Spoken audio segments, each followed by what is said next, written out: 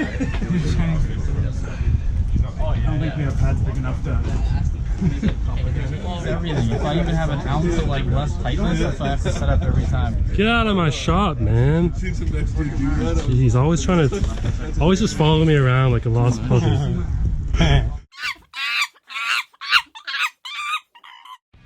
What's up, guys? I'm Alex. I'm Jason. We're the Table Monkeys, and this is Table Talks, episode 38, where we talk about a bunch of arm wrestling stuff or not arm wrestling stuff while we watch a bunch of arm wrestling. Yes, so this is all our practice pulling from last Saturday in our backyard HQ, Table Monkeys HQ.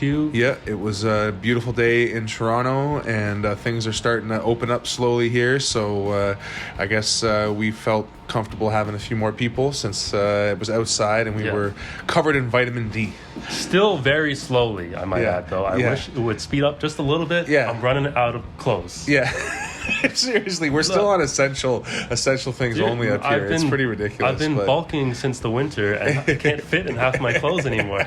The pants I'm wearing have holes in them. Yeah. My jeans have holes in them. I need new underwear, man. It's getting rough. No, it is, and but luckily, I think this weekend, Senior Ford says that you're allowed to go out shopping for. Can I actually go shopping? Essentials? I believe so. I believe stage. Sit on the patio and stage one. Yep, that is beginning this weekend. So beautiful. Yeah. Normalcy.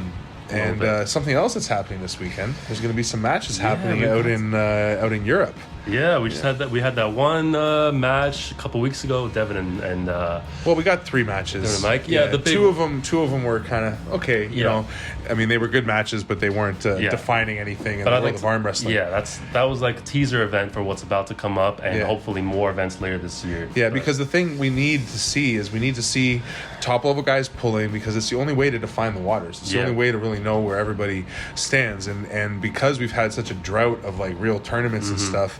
We've had so much talking on Facebook and Facebook on is such social a media.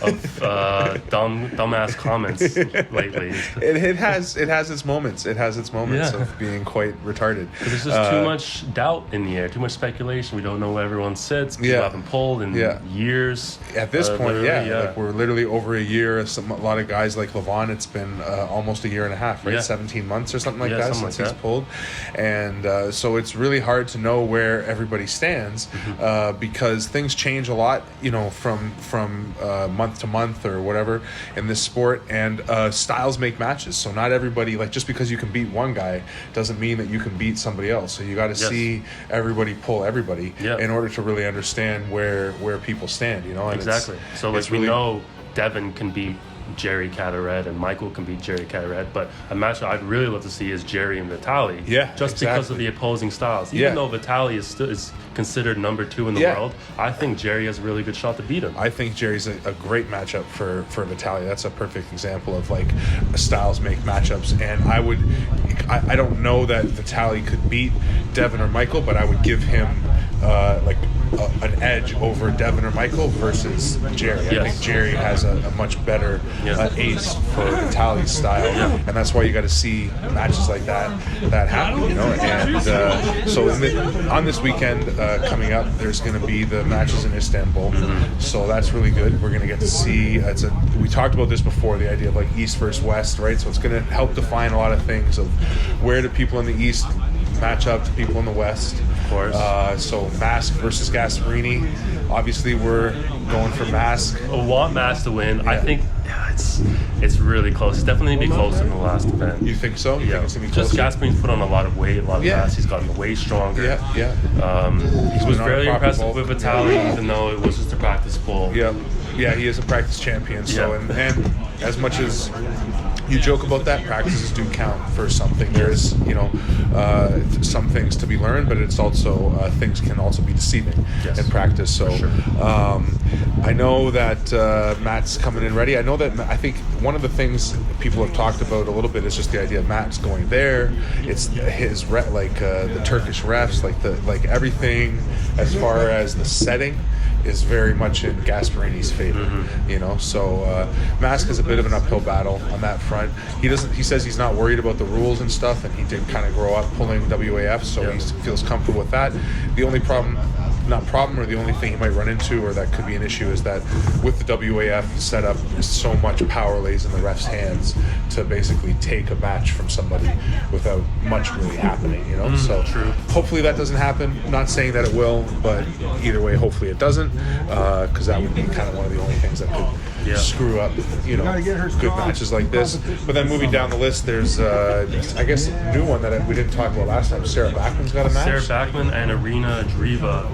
She is some Russian champion. Okay, really. And you said she had a real good match with Gabriella? Yeah, so I was watching Devin's review of the matches, and he had talked about how Irina had a really sick match with Gabriella Vasconcelos, had a really good match with her, and Gabriella's obviously a world champion and beat Sarah Bachman very convincingly. Well, it's caused her injury. That was was what took Sarah out of arm wrestling for a bit, was that shoulder injury. But has motivated her to on another level. Over these last, I guess, over a year and a half now. It's been a long time. So that's going to be a really good match. Hutchins versus Zolev.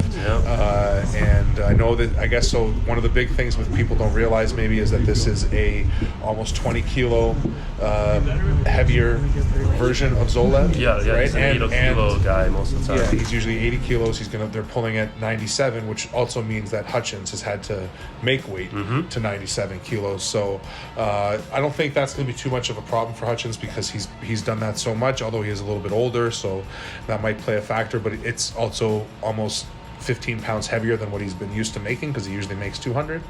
Right, so or 198 or whatever it is that they have to make for I think he'll be okay with that. I think he'll be okay with the weight it's cut. really how much strength will Zola put on by moving up that much weight. That's definitely going to be and with the pancake proof that we just had, it's clear that the weight does play a factor. Hey man, I'm my heaviest arm wrestler ever, and I feel a lot stronger. It works, man. And you got 30 pounds from when you were a fat powerlifter. Still, right? So like your frame has can hold the size, but it definitely does add something to it, even all the way up to your hand. Just you just feel stronger kind of everywhere. So those matches coming up in the weekend definitely gonna start to define things a little bit for us. We've got one last match. What's his name? Tony Katowski. Right. Yes. Sorry, how did I forget about Tony that Katowski one? and Simeon Bozidar. Yeah. These guys are basically the 80 kilo West versus East champions. So there is one guy above Tony in the West, would be Sam Harris, but they are really relatively close. They had a match in the WL, but Tony didn't make weight. He didn't make 80 kilos, so it wasn't for rankings. Oh, that's true, and Tony did. Beat him. It did beat him that day. 3-0, I think that is a good point. So, that is a good point. He's definitely stronger than him, but whether he's stronger than him at that weight, 80 kilo, is another thing. So Tony's still got to make weight for this one. So. Make weight, Tony. God damn it! He's a fucking big boy. He's got so much muscle on him. It's hard. I know it is. It's making weight is a skill in itself, right? Which speaking of which, so that kind of brings us to our matches coming up. So BAL will have another event coming up. Summer Series 302.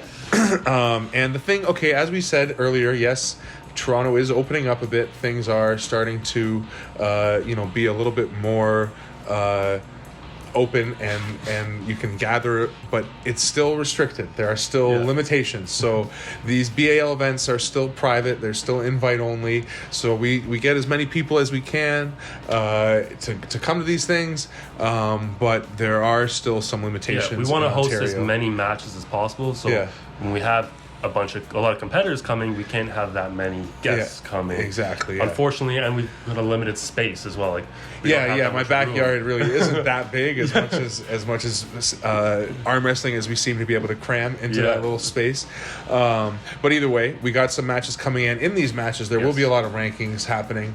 The Ontario rankings just recently came out, so there will be some matches trying for people either trying to get on the list, or people defining where they should actually stand cool. I've seen, on the list. More people being motivated to pursue these ranking spots now that these new rankings have came out. Yeah. I think that's... And the other thing is that there's a lot of new arm wrestlers since lockdown has happened. Yeah. Since there has been no tournaments, like we're saying, and nobody's got to define and figure out where they are, there's a lot of new guys that don't know where they stand. And again, in practice, you might feel really strong one day, or you might be pulling somebody who you know is a ranked guy, like we both are now, and we have to deal with that target on your back kind of situation. Is that then people go, oh wow, I did good with him on that, so that means that maybe I'm close to this level and blah blah blah. And game day is a different animal, and that's why you need real matches with real ready goes to actually define where these things sit. So we're lucky enough. BAL's gotten big enough that we've retracted these pullers that are on the ranking list, and they want to put their spot on the line. So got some 154 rankings going to be decided, some 242, some super. Super heavies. So it's gonna be a good one. We're not going to talk about all the matches because that would get a little crazy long and everything. But you've got a match both arms. Yep. And you just recently made the list on left arms, so your left arm will be for rankings. Yep. You guys are both under 242 easy, so there's no you don't need to make weight or anything. No. Where's Nick sitting? About I don't know actually. He may be lighter because he was just in the military. I know he dropped like 30 pounds just doing pull-ups and push-ups and eating canned beans. I don't know. But I'm sure he's gaining weight now. But I don't think he's going to come in lighter than you for sure. Lighter, But either way, it's 242, and if Nick beats you on left, he would definitely be getting in on that ranking spot. He was a level ahead of me last time I pulled him on left. So but one of the things to factor in last time you pulled him was for some reason you were running a marathon. you had basically just finished. That was only a month or so, or 2 months after you had finished doing a whole marathon prep, and you hadn't started training your hand every day yet, twice a day. You're on a completely different training program, and eating has reached another level as well, which food makes such a difference. Like food is by far the most anabolic thing in your body. It's the better than any drug, there's no question. I remember it was over a year ago now, but we were just talking about diet and stuff, and you just made the point of getting enough protein, of okay, calories, whatever, but are you getting your 250 grams of protein? And it was like, no, I'm not really. I feel like shit, I don't know why. And then fucking conscious about it, making sure to be diligent about it, 250 grams of protein, and within a week feel totally different. And within a couple months you're like, holy shit, like lifts, everything's changing, and nothing else changed except 250 grams of protein, keep the calories and the fiber relatively reasonable. You know what I mean? It's that simple. And you as a hard gainer, you without proper intake, you shrink quick. Exactly. I'm pretty complex with my training philosophies, but with eating, I like to keep it simple, follow a few key principles, and the main thing is protein intake. And consistent throughout the day, consistent the week, monthly, and the progress is just going to happen. And what you'll notice, not to get too far off track and get into diet too far, but the more consistent you are with the protein, you go like one day without hitting it, or you fuck your protein once, and you feel it right away. Like you feel the energy drop, you feel the just you don't feel right, So you and Nick gonna be a good match, and I think you're gonna come in dominant, but we'll see what happens. Again, he was dominant compared to you last time you pulled, so. But he's feeling cocky. He just had a match with Jaden Cook on right and got smashed 3-0. And he's apparently having a match with him left arm 3 days before this event.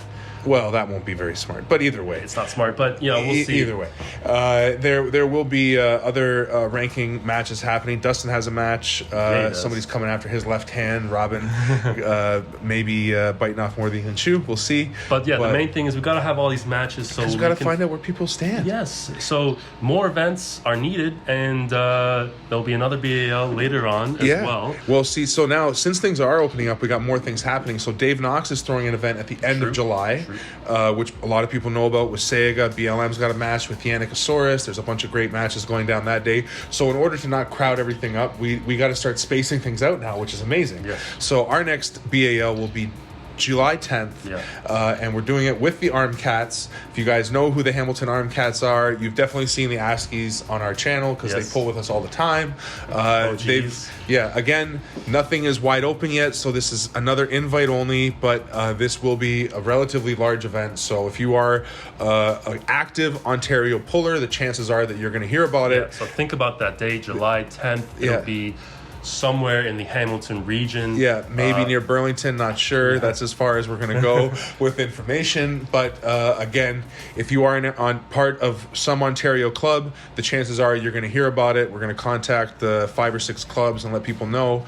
It's going to be more tournament style by weight class. So if you are a puller in Ontario and you're active, keep yourself fresh. Think about that date. And if not, by the end of the summer, there's going to be more real tournaments. Like there's got to be. Things are opening up. Yeah. So, our next date that we're thinking way out will be August 28th. I'm sure there'll be more dates before that, but write these dates down. Think about them. Make sure that you're ready to pull. Stay fresh. Train hard. And fucking monkeys out, right? Let's rip. That's all I got. All right. Peace out. Like the video. Do all those things. Peace.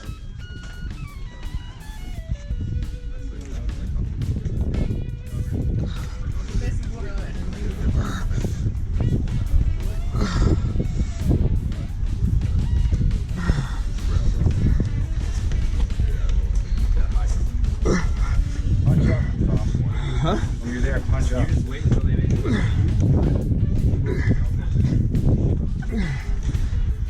Holy fuck.